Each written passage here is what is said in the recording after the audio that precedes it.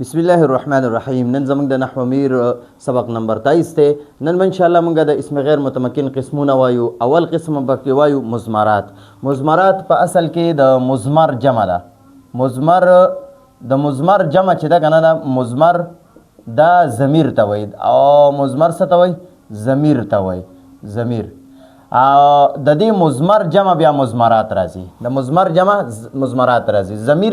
ضمیر څه شی وي؟ دا یو اسم وي، د اسم په ځای استعمالیږي. د اسم په ځای یو بل څیز استعمالیږي، هغې ته ضمیر وایي. نو دا د متکلم دپاره م استعمالیږي، د مخاطب دپاره، د حاضر چې کوم مخې ته ناست وي هغه دپاره م استعمالیږي، او د غایب دپاره م استعمالیږي. نو دا د ضمیر جمع بیا ضمایر راځي. د ضمیر جمع ضمایر راځي او د کله دې لپاره به دا ضمایر لفظ استعمالیږي، کله به ورله مضمرات لفظ استعمالیږي، او د یو دپاره به کله ضمیر لفظ استعمالیږي او کله به ورله مضمر لفظ استعمالیږي. ښه جي؟ نو مضمر ضمیر ته وایي. مضمر څه ته وایي؟ ضمیر ته وایي. د مضمر جمع مضمرات راځي او د ضمیر جمع ضمایر راځي. ضمایر نو د واحد د متکلم دپاره راځي انا، د متکلم دپاره راځي انا، او د مخاطب دپاره راځي، یعنی د حاضر دپاره راځي انتا. ٹھیک شوه؟ د حاضر دپاره انتا راځي، او د غایب دپاره هو راځي، هو. ٹھیک شوه؟ نو دا قسمه ضمایر دي. نو دا انا معنی ده زه، انت معنی ده ته، او هو معنی ده هغه. انا معنی ده زه، لکه زه تا ته وایم یاره زه ستا استاد یم، یا زه ستا شاګرد یم، زه ستا شاګرد یم. زه داسې نه وایم چې شعیب ستا شاګرد دی، شعیب ستا شاګرد دی، نه، زه ته وایم زه ستا شاګرد یم. دا زموږ د معاشرې یو خبرې دي، عام انداز کې مونږ یې کوو چې زه ستا شاګرد یم. نو دا زه لفظ چې دی پښتو کې که نه، دې ته ضمیر وایي. دې زه لفظ ته په پښتو کې ضمیر وایي. او زه وایم ته زما استاد یا ته زما شاګرد دی. نو ته چې دی که نه، ستا لپاره زه دا نه وایم چې یاره ته راته مخې ته ناست یې، زه وایم یاره زید زما شاګرد دی، بلکې زما مخې ته زید ناست دی، نو زه زید ته وایم ته زما شاګرد دی. ټیک شوه؟ یا ته زما استاد یې، زه ستا شاګرد یم، زه ستا شاګرد یم، دا متکلم شو. ته زما استاد یې، نو ده ته مخاطب وایي. مخاطب به نه وایي، مخاطب او متکلم دا یې زده کوئ. مخاطب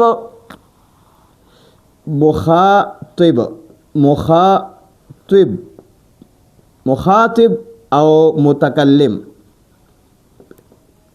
متکلم دا دواړه یو شی وي. ٹھیک شوه؟ او حاضر او مخاطب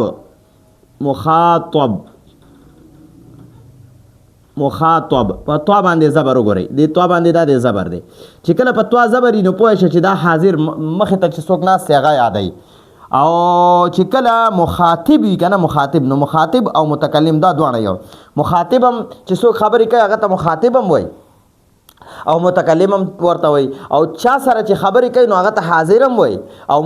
مخاطب هم ورته وایي. مخاطب. ٹھیک شوه؟ نو امید دی په دې دوه خبرو به پوه شوي. یو مخاطب حاضر سړي ته وایي، او یو مخاطب چې کم کس خبرې کوي. زه اوس مخاطب یم، زه مخاطب یم، متکلم یم، خبرې کوم، او ته مخاطب می، ته زما مخاطب یې. زه مخاطب یم، ته مخاطب یې. مخاطب. ٹھیک شوه؟ نو مخاطب متکلم ته وایي چې څوک خبرې کوي، او مخاطب حاضر ته وایي چې کومې اوري، مخې ته ناست وي، هغه ته مخاطب وایي. نو دا ضمیرونه دي. او ضمیر څه ته وایي؟ د اسم په ځای استعمالیږي، د نوم په ځای استعمالیږي. که هغه متکلم وي نو هغه هم یو نوم وي، نو د هغه په ځای باندې انا ضمیر استعمالیږي. او که حاضر وي، زید دی زما مخې ته ناست دی، نو زه د زید نوم نه اخلم چې زید زما شاګرد دی، بلکې زه زید ته وایم ته زما شاګرد دی، یا دا کتاب ستا دی، یا ته طالب یا ته استاد یې. نو موږ ورته داسې وایو دا ته لفظ ورله استعمالو. زید ته هم د زید نوم نه اخلو، نو دا حاضر شو. او یو غایب وي چې مونږ اول د هغه نوم واخلو. زه زید ښه سړی دی، زید موجود نه دی دلته مونږ سره موجود نه دی، خو زه وایم زید ښه سړی دی، هغه مونځ ګزار دی، هغه مدرسې ته ځي، هغه سکول ته ځي، هغه حافظ دی. نو اوس وګورئ یو ځل ما د زید نوم واخیستو او بیا زه د هغه دپاره هغه لفظ استعمالوم. او که یو څوک ووایي چې یاره زید ښه سړی دی، زید منځګزار دی، زید مدرسې ته ځي، زید سکول ته ځي، زید ښه اخلاق والا دی، نو دا ډېر بد ښکاري. نو هغه یو ځل د زید نوم واخلو او بیا د دې زید په ځای باندې هغه لفظ نوم واخلو، هغه لفظ نوم اخلو. نو دا هغه لفظ چې دی که نه دته اسم ضمیر وایي، هغه لفظ ته اسم ضمیر وایي، د زید په د غایب دپاره استعمالیږي. ټیک شوه؟ نو دغه ته مضمرات ورته وایي. د اسم په ځای باندې یا د متکلم دپاره یا د حاضر دپاره یا د غایب دپاره چې کوم د اسم په ځای باندې یو بل لفظ استعمالیږي که نه نو هغه ته ضمیر وایي، ضمیر ورته وایي. ټیک شوه؟ نو اوس مصنف رحمه الله دلته شروع کړه مونږ ته د معرب او د مبني قسمونه ښودل. مونږ ته وی چې یاره دوه څیزونه صرف معرب دي، دوه څیزونه معرب دي چې اسم متمکن چې کله هغه په ترکیب کې موجود وي نو دا به معرب وي، او فعل مضارع چې هغې سره د جمع مؤنث نونونه نه وي او یا ورسره د تاکید نونونه نه وي، نو دا د فعل مضارع 12 صیغې دا به معرب به وي. دا دوه څیزونه معرب دي. اسم متمکن معرب دی چې په ترکیب کې وي، او فعل مضارع چې د مؤنث نون ورسره نه وي، د تاکید نون ورسره نه وي. دا دوه معرب دي، معرب اسمونه دي. د دې نه علاوه نو ټول مبني دي. نو مبني بیا دوه قسمه دي، یو ته مبني الاصل وایي، فعل ماضي مبني الاصل دی یعنی ذاتی مبني دی، هغه همیشه لپاره مبني وي، هغه اعراب له ځای نه ورکوي. او ټول حروف جاره، حروف مشبه بالفعل، حروف ناصبه، حروف جازمه وغیره څومره چې دي دا ټول مبني دي. او دریم نمبر د امر صيغې ټولې مبني دي. نو دا درې خو مبني الاصل دي. د دې نه پس بیا غیر مبني الاصل هم ورته وایي او اسم غیر متمکن هم ورته وایي. متمکن معنی را ځای ورکولو والا چې یو اسم اعراب یعنی چې یو اعراب له ځای ورکوي هغه ته اسم متمکن وایي، چې اعراب له ځای نه ورکوي هغه ته اسم غیر متمکن وایي. ٹھیک شو؟ نو اسم غیر متمکن بیا اته قسمونه دي. اسم غیر متمکن اته قسمونه دي. اول قسم پکې مضمرات ته،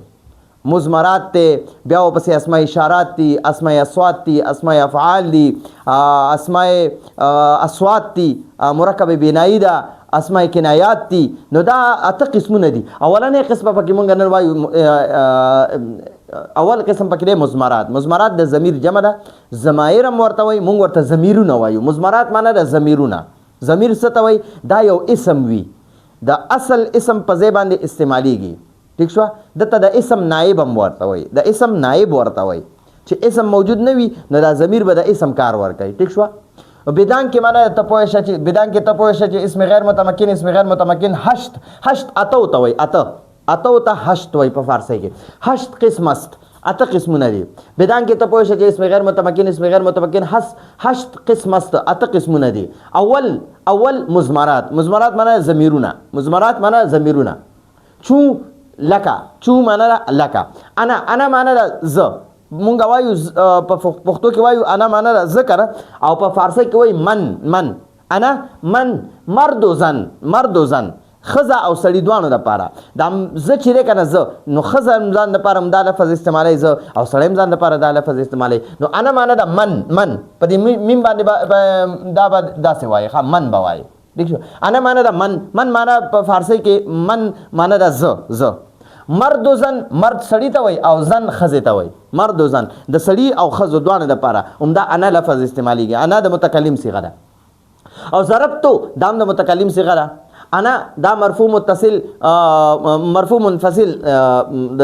متکلم صیغه ده. او ضربتو دا د مرفوع متصل د فعل سره متصل دغه صیغه ده. نو ضربتو معنا زدم معنا وخلو کړه او من معنا ده ما وخلو کړه. او ضربتو معنا زدم من ما وخلو کړه. ضربتو زدم من ما وخلو کړه. و ایایا معنا خاص مرا معنا ده خاص ز یا خاص زما. خاص ز معنی هم کولی شي او خاص زما معنی هم کولی شي. خاص مرا و ایایا معنا ده خاص مرا، خاص ز. و ضربه دا فعل دی او دا نی ور سره د نون سره دا یا چې کوم دا یا د متکلم ده. ضربه فعل دی که هو ضمیر فاعل دی. او دا نون چې دی کنه دی نون ته نون وقایه وای. نون وقایه دا نون ځکه نون وقایه وقایه وقایتا معنا ده بچ کول نو دا نون چې دی که نه دا هم بچ کول کوي دا نون دا یا ضمیر متکلم چې دی که نه دا وایي معنی دی مخکې حرف باندې زیر وي زیر خو دا ضربه فعل دی او دا مبنی دی نو دا وایي دا فعل وایي چې یاره زه د خپل اخري باله زیر نشم ورکولی نو بیا او دا یا وایي ما ته د زیر میلو شي نو د دې دواړو په منځ کې یو نون راشي نون نو دا نون چې دی دا باندې دا به د یا متکلم خبره ومني ځان باندې به زیر قبول کی خو دا با چې ده د ضربه دا با چې ده دا به د دغه نه بچ کی ټیک شوه لکه ګورئ دا دی ضربه او ما تاسو ته ویلو دا ضربه فعل چې دی که نه فعل نو ګورئ دا د فعل ماضي ده او فعل ماضي مبني الاصل دی اصلي مبني دی نو دا نشي بدلی دی نو دا ضربه دی او دې سره اوس چې کله یا ضمیر متکلم راشي نو دا یا وایي معنی مخکې حرف باندې دی زیر وي زیر او دا با وایي چې زه مبني یم ته ما څنګه زیر کولی شي زه ستا خبره نه منم نو بیا د دې دواړو په منځ کې یو نون راشي نون دا نون ټیک شوه دا نون په ځان باندې زیر قبول کی د دې یا دا خبره ومني چې زه به په ځان باندې زیر قبول کم خو اوس دې نون د دې یا خبره هم ومنله چې زیر یې قبول کو او دا بایم بچ کړه د زیر نه نو ضربه معنی ده هغه وخلو کړه هغه ووخه او یا معنی ده زه او دا نون چې دی دا نون زاید دی زاید دې ته نون وقایه وایي د ده معنی مونږ نه کوو بس د دې مونږ معنی کوو ضربه نی هغه زه ووخلم هغه زه ووخلم ٹھیک شو نو په دې دلته کې فارسی کې بیا وایي زدم من ٹھیک شو بزد مرا ضربني بزد مرا هغه زه وخلم بزد مرا معنی هغه زه وخلم ٹھیک شو ولی لی معنی ده زما لی معنی ده زما او په فارسی کې وایي مرا فارسی کې وایي مرا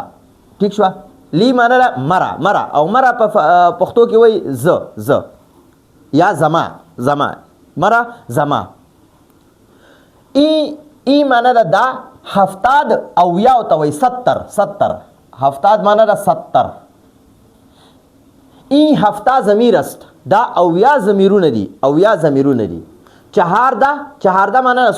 چهارده معنی سوارلس مرفوع متصل سوالس مرفوع متصل دي سوالس مرفوع متصل ضمیرونه دي مرفوع دي او متصل دي یعنی فعل سره دا متصل وي فعل سره ملو راځي یو ځای راځي د فعل نه جدا نشي راتلی منفصل نشي راتلی نو چې کوم مرفوع متصل دي کنه دا به همیشه د فعل سره متصل وي فعل سره نو دا به په ترکیب کې یا فاعل جوړیږي یا به نائب فاعل جوړیږي که فعل معروف وي معروف نو بیا به دا ضمیر چې مرفوع متصل ضمیر دا به بیا فاعل جوړیږي او که دا فعل مجهول وي کنه فعل ماضی دا مجهول وي نو بیا به دا ضمیر دا به نائب فاعل جوړیږي نو اول سوارلس چې دی هغه ضمیر مرفوع متصل دی اول ضمیر مرفوع متصل سوارلس صيغې دي سوارلس د مرفوع متصل صيغې دي سوارلس د مرفوع منفصل صيغې دي سوارلس مرفوع متصل سوارلس مرفوع منفصل سوارلس منصوب متصل بیا سوارلس منصوب منفصل دي او بیا سوارلس ورپسې مجرور متصل دي نو 14 5 70 14 چې په 5 کې ضرب ورکړي نو 14 5 70 دا 70 او یا ضمیرونه دي او یا ضمیرونه نو اول پکې دي چهارده مرفوع متصل این هفته ضمیر است دا او یا ضمیرونه دي چهارده مرفوع متصل اول سوارلس پکې مرفوع متصل ضمیرونه دي ضربتو په دې ضربتو کې دا تا ضمیر نه دا تا ضمیر دا پکې د واحد متکلم صيغه ده ضربتو معنی ده ما وخلو کړه او ضربنا کې دا نا ضمیر ده نا ضمیر د ضربتو کې دا تا ضمیر ده او ضربنا کې نا ضمیر ده ای معنی ده مونږ نو دا دوه د پاره راځي دا مونږ لفظ استعماليږي او زیاتو د پاره استعماليږي ٹھیک شو مونږ وخل وکړه ضربتو معنی ده ما وخل وکړه ضربنا مونږ وخل وکړه یو خبره دي کې یاد وساتئ دلته کې دا دوه صيغې چې دي دا د متکلم دي متکلم ٹھیک شو او دا درې صيغې دا د حاضر دي د حاضر مذکر دا درې د حاضر مؤنث دي حاضر مؤنث دا درې پکې د غائب مذکر دي غائب مذکر ٹھیک شو دا درې پکې د غایب مؤنث دي غایب او مؤنث دي په دې باندې پوه شوي ٹھیک شو وګورئ دا فعل دا علم النحو والا چې دي کنه علم النحو والا دا د متکلم نه گردان شروع کوي د متکلم بیا د حاضر صيغه اول د متکلم گردان کوي بیا د حاضر مذکر او بیا د حاضر مؤنث گردان کوي اخر کې د غایب مذکر او د غایب مؤنث گردان کوي او علم النحو والا چې دي کنه علم النحو والا هغه اول د غایب مذکر گردان کوي بیا د غایب مؤنث گردان کوي بیا د حاضر مذکر گردان کوي بیا د حاضر مؤنث گردان کوي اخر کې د متکلم گردان کوي اخر کې د متکلم گردان کوي نو علم النحو والا اول د متکلم گردان کوي بیا د حاضر گردان کوي بیا د غایب گردان کوي علم الصرف والا اول د غایب گردان کوي بیا د حاضر گردان کوي وروسته د متکلم گردان کوي علم النحو والا د معرفه او د نکری په لحاظ سره اول د متکلم گردانونه کوي ځکه متکلم خپل ځان په خپل ډیر خپېجني اول ز ځان پیژنم بیا چې مې څوک مخې ته مخامخ ناس وي هغه پیژنم حاضر پیژنم او چې بیا څوک غایب وي نو هغه اخره کې پیژنم نو علم النحو والم اول د متکلم باس کوي چې هغه متکلم ځان په خپل ډیر پیژني بیا چې متکلم ته مخې ته څوک ناس وي نو بیا هغه ډیر پیژني او بیا چې متکلم نکم غایب وي نو اخره کې بیا هغه پیژني نو علم النحو والا اول وي چې هر مرفوع متصل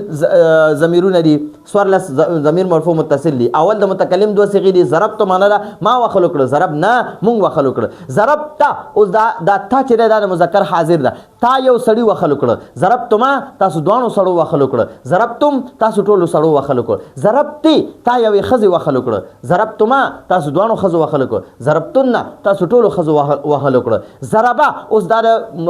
د غایب مذکر دي ضربا پدې کې هو ضمیر دی هغه معنا ده هغه یو سړی وخلو کړ ضربا دې سره د الف ضمیر دی دا دې معنا هغه دوانو سړو وخلو کړ او ضربو سره دا واو ضمیر دی دې معنا هغه ټولو وخلو کړ او ضربت کې هي ضمیر دی هغه یوې خزي وخلو کړ ضربتا هغه دوانو خزو وخلو کړ ضربنا هغه ټولو خزو وخلو کړ نو ګورئ په دې ضمیرونو کې دا تو ضمیر دی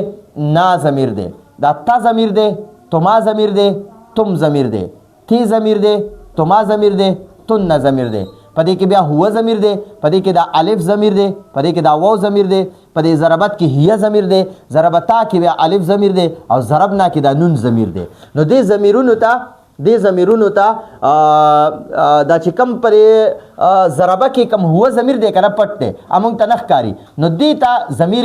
مستتر وای ضمیر مستتر وای او ضربت کې هي ضمیر دی مونږ ته نخکاری نو هغه ته ضمیر مستتر وای مستتر معنی پوشیده پټ ضمیر چې په الفاظو کې مونږ ته نخکاری نو ګورئ په ضربه کې هو ضمیر دی مونږ ته په دې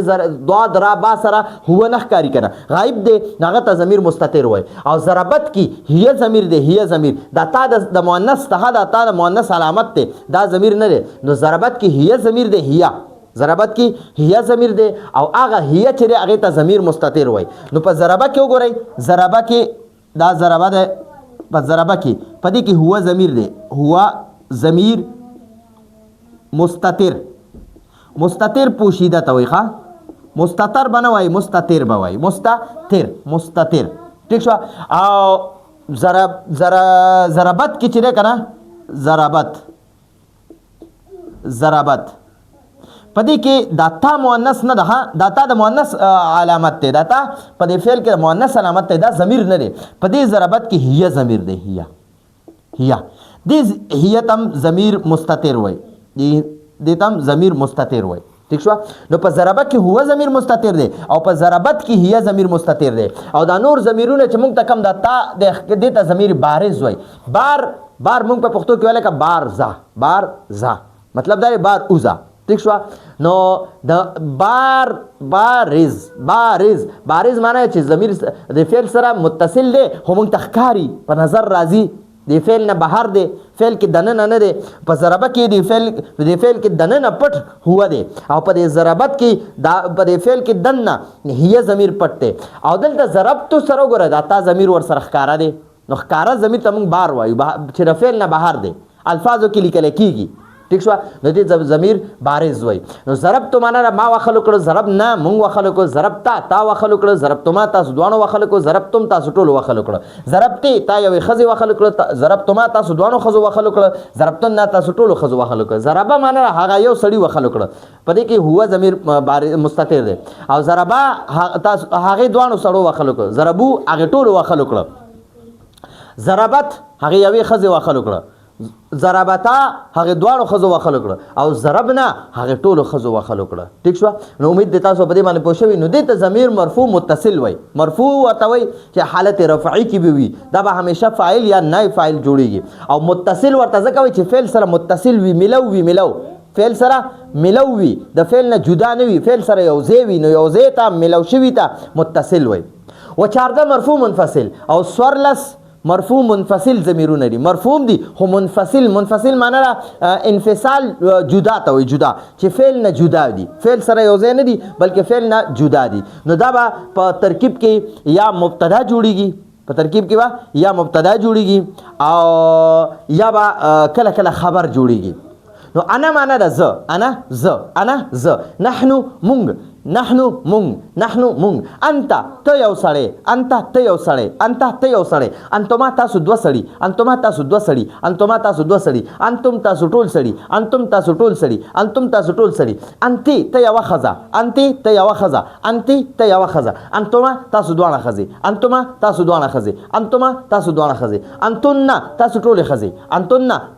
خزي انتن تاسو ټول خزي هو هغه یو سړی هما هغه دواړه سړي هم هغه ټول سړي هيا هغه یو خزه هما هغه دوانه خزي هن هغه ټول خزي نو دا سورلس ضمیر مرفوع متصل وي نو ګوره یو همغه ضمیر مرفوع متصل وي دا ضمیر مرفوع متصل دی او دا ضمیر مرفوع منفصل دی چې د فعل نه جدا راغلی ٹھیک شو نو امید د تاسو په مرفوع متصل او مرفوع منفصل باندې پوه شوي مرفوع متصل چې فعل سره متصل وي ملو وي مرفوع منفصل چې د فعل نه جدا وي خجی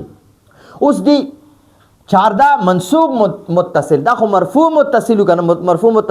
منفصل اوس پر راځي منصوب متصل او منصوب منفصل منصوب دي او متصل حالت نسب کې دي حالت نسب والا دي او متصل دي چې خپل عامل سره به متصل وي نو دا به کله فعل سره متصل وي او کله به حرف سره متصل وي حروف مشبہ بالفعل چې ورته وي نو هغه سره به کله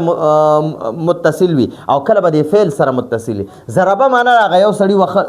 وخه یا معنا راځه هغه یو سړی زو وخلم ضربه وګوره دا ضربه فعل دی ٹھیک شو او دې سره دا یا ضمیر متصل دی د سره ملاو دا ضربه فعل دی ضربه او دا نا ضمیر چې دی کنه دا د سره متصل دی ملاو دی دا ضربه فعل دی ضربه او دا کاف ضمیر د سره متصل دی ملاو دی دا ضربه فعل دی او دا کوما ضمیر د سره متصل دی نو دا ضمیر منصوب حالت نسب والا دی او متصل دی د فعل سره متصل راځي نو ضربه نی هغه یو سړی زو وخلم مخکې به ما وخل کول اوس ما وخی ضربه نی هغه یو سړی زو وخلم ضربه نا هغه یو سړی مونږ وخلو ضربه کا هغه یو سړی تو وخلی ضربه کوما هغه یو سړی تاسو دواړو وای ضربه کوم هغه یو سړی تاسو ټول والي ضربه کی هغه یو سړی ته یو خزو والی ضربه کوما هغه یو سړی تاسو دوانه خزو وخلی ضربه کوم هغه یو سړی تاسو ټول خزو والی ضربه هو هغه یو سړی وخلو ضربه هما هغه یو سړی هغه دوانه سړی وال ضربه هم هغه یو سړی هغه ټول سړی وخل ضربه ها هغه یو سړی هغه یو خزو وخله ضربه هما هغه یو سړی هغه دوانه خزي وخلی ضربه هن هغه یو سړی هغه ټول خزي وخلی نو ګورئ دا د ضمیر منصوب متصل وی فعل سره متصل رااله دا به کله د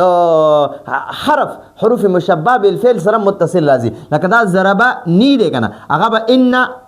ان دا حرف مشبہ بالفعل دی او دا نی به ور سره راشي نی ان نی ان دا ضربه نا دی کنه دا ضربه تلری کا او دا نا دی ان سره ولګوا ان نا ان نا او دا ضربه کده کنه نو دا دا ضربه به تلری کی د په ځای به ان ولګي او دا کاف ضمیر ور سره ولګا ان کا انکما انکم انکی انکما انکن انه انهما انهم انها انهما انهن نو دا ضمیر مرفوع دا ضمیر منصوب متصل دا به کله فعل سره متصل وي کله به حروف مشبہ بالفعل سره متصل وي ٹھیک شو نو دا کله حروف سره متصل وي کله فعل سره متصل وي اوس دی و چهار دا منصوب منفصل دا خو منصوب متصل کنه چې متصل بوي دا به عامل سره متصل وي یا به حرف سره متصل وي یا به فعل سره متصل وي اوس منصوب منفصل دی چې دا عامل نه جدا وي فعل سره دا متصل نه وي او نه حرف سره متصل وي دا به جدا راځي بیل به ځان ل راځي نو دا بیا ځان ل راتلې نشي دا لکه داسې راتلې نشي چې یا نو د سره د تلفظ د پاره د یا ملو کړی شي یا خاص ز یا خاص زما خاص ز یا خاص زما ایانا خاص د دې یا معنی به د یا نه دی یا د دې معنی به مونږ کو خاص دا د تاکید د پاره راځي او دا یا معنی دا ز خاص ز یا زما خاص زما ایانا خاص زمونږ ایانا خاص زمونږ ایاکا خاص تا ایاکا خاص تا ایاکا مونږ وایو که ایاکا نعبدو نو ګورئ دا د منصوب وي او منفصل وي د فعل نه جدا راځي خدا د فعل لپاره مفعول جوړیږي مفعول به جوړیږي ها لکه ایاکا مونږ وایو کنه سوره فاتحه کې ایاک نعبد و ایاک نستعين نو دا نعبد فعل فاعل دی او دا ایاک ته مخکې راغلی دی نو دا ولا مفعول به مقدم دی او ایاک نستعين دا نستعين د فعل مضارع جمع متکلم صيغه ده نستعين مونږ مدد غواړو خاص تانه ایاکا نستعين خاص تانه مدد غواړو ٹھیک شو نو دا ایاکا دا د مفعول برازي په ترکیب کې مفعول به راځي او د فعل نه جدا راځي فعل سره یو ځای نه راځي ٹھیک شو نو ایاکا خاصتانه یا خاصتا او ایاکما خاصتا سو دوانو ایاکم خاصتا سو ټولو ایاکی خاص ستا یوې خزي ایاکما خاص تاسو دوانو خزو ایاکن خاص تاسو ټولو خزو ایاهو خاص داغه یو سړی ایاهما خاص داغه دوانو سړو ایاهم خاص هغه ټول سړی ایاها خاص هغه یو خزه ایاهما خاص هغه دوانه خزي ایاهن خاص هغه ټولي خزي ګوره بیا وره ایایا خاص ز ایانا خاص زمون ایاکا خاص تا ایاکما خاص تاسو دوانو ایاکم خاص تاسو ټولو ایاکی خاص ستا یوې خزي ایاکما خاص تاسو دوانو خزو ایاکن خاص تاسو ټولو خزو ایاهو خاص هغه داغه یو سړی ٹھیک شو ایاهما خاص هغه دوانو سړو یا ایاهو خاص هغه یو سړی ایاهما خاص هغه دوانه سړی ایاهم خاص هغه ټول سړی ایاها خاص هغه یو خزه ایاهما خاص هغه دوانه خزي ایاهن خاص هغه ټولي خزي ٹھیک شو نو دا خو ضمیر منصوب منفصل نو ګورئ دا ضمیر منصوب متصل دی دا د فعل یا حرف جر سره دا حرف مشبہ بالفعل سره متصل راځي او دا سوال لسیده دا د حالت نسب ولا دغه دی دا ګورئ دا دوانه یو ضمیرونه دي ٹھیک شو دا منصوب ضمیرونه دي دا منصوب ضمیرونه دي نو دا یو ځای متصل دي چې دا خپل عامل سره متصل راځي او دا یو ځای منفصل دي جدا برازي ځان له برازي صرف د دې د ادایګۍ د پاره به د یا ور سره شروع کې لګاو ها نو دا مو شو مرفوع متصل مرفوع منفصل دا دوانه یو ضمیرونه دي یو ضمیرونه کله به عامل سره متصل ملاو راځي کله به عامل نه جدا راځي او دا دوانه یو ضمیرونه دي منصوب متصل او منصوب منفصل متصل معنی چې دا به عامل سره متصل یو ځای راځي او منفصل معنی چې جدا به راځي او سورلس ضمیر مجرور متصل دی و چاردا مجرور متصل است او 14 مجرور متصل ضمیرونه دي متصل په دې مجرور کې چې صرف متصل وي په دې کې منفصل نه وي په مرفوع کې متصل هم راځي منفصل هم راځي په منصوب کې متصل هم راځي منفصل هم راځي خو په مجرور کې بس صرف متصل وي دا به بیا منفصل نه وي ٹھیک شو مجرور کې صرف متصل راځي نو دا به کله حرف جر سره متصل وي حرف جر او دا به کله اسم سره متصل وي اسم سره ٹھیک شو اسم لکه بیا مونږ داسې وایو متصل به حرف جر سره متصل یا مونږ وایو متصل به اضافت یا مضاف سره متصل نو چې کله حرف جر سره متصل وي نو بیا به دا ضمیر مجرور راځي مجرور ٹھیک شو دا حرف جر دپاره به دا مجرور جوړیږي په ترکیب کې او چې کله د اسم لپاره راځي اسم سره دا ضمیرونه راځي نو دا اسم به مضاف وي او دغه مجرور متصل ضمیر چې دی که نه دا به صحیح شو جي نو و 14 مجرور متصل 14 مجرور متصل ضمیرونه دي لی دا لام حرف جر دی او دې سره دا یا ضمیر د متکلم دی لی معنی ده زما یا زما لی معنی ده زما او لنا معنی ده زمونږ لنا معنی ده زمونږ لکه معنی ده ستا لکما ستاسو دوانو لکم ستاسو ټولو لکی ستا یوې ښځې لکما ستاسو دوانو ښځو لکنا ستاسو ټولو ښځو لهو د هغې یو سړي لهما د هغې دوانو سړو لهم د هغې ټولو سړو لها د هغې یوې ښځې لهما د هغې دوانو ښځو لهن د هغې ټولو ښځو یا دا مونږ داسې وایې لی زما دپاره لنا زمونږ دپاره داسې معنی مونږ کوو لکه ستا دپاره لکما ستاسو دوانو دپاره لکم ستاسو ټولو دپاره لکې ستا یوې ښځې دپاره لکما ستاسو دوانو ښځو دپاره لکن ستاسو ټولو ښځو دپاره لهو د هغې یو سړي دپاره لهما د هغې دوانو سړو دپاره لهم د هغې ټولو سړو دپاره لها د هغې یوې ښځې دپاره لهما د هغې دوانو ښځو دپاره لهن د هغې ټولو ښځو دپاره ٹھیک شو جی نو د دې لام جاره معنی کله مونږه د ملکیت چې کوو نو بیا به مونږ وایو لی زما لنا زما زمونږ دوانو او چې کله معنی د پاره کوو که نه د پاره د ملکیت معنی نه کوو نو بیا به وایو یاره لی زما د پاره لنا زمونږ د پاره نو بیا به ورسره د پاره معنی کوو او چې د ملکیت معنی کوو بیا به ورسره د پاره معنی نه کوو ښه لکه زما د پاره ستا د پاره د هغې ټولو د پاره ٹھیک شو داسې معنی به ورسره بیان کوو نو امید دی تاسو په دې باندې پوه شوي د ضمیرونو بحث په انشاءالله مخکې مونږ کړی هم دی تاسو په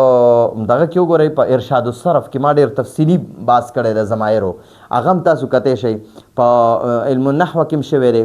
او په علم الصرف کې هم شوی دی او اوس مې درته په دې دغه کې مو کو دا نحو میر کې مو کو او کوشش په کومه چې مخکې را تر دا ضمایرو باس راځي چې زه درته نور هم تفصیلا بیا بیانوم کوشش په کوم د دې زه یو نقشه هم تیاره کړم او هغه تاسو ته په بورډ باندې حل کړم امید دی په دې به تاسو پوه شوي تاسو به مضمرات د اسم غیر متمکن اولنی قسم مضمرات یې زده کړي او مضمرات بیا 15 قسمه دي اول دی ضمیر مرفوع متصل او دویم نمبر وسیله ضمیر مرفوع منفصل دریم نمبر دی ضمیر منصوب متصل او څلورم نمبر دی ضمیر منصوب منفصل او پنځم نمبر دی ضمیر مجرور متصل بس دا مجرور چې دی دا صرف متصل دی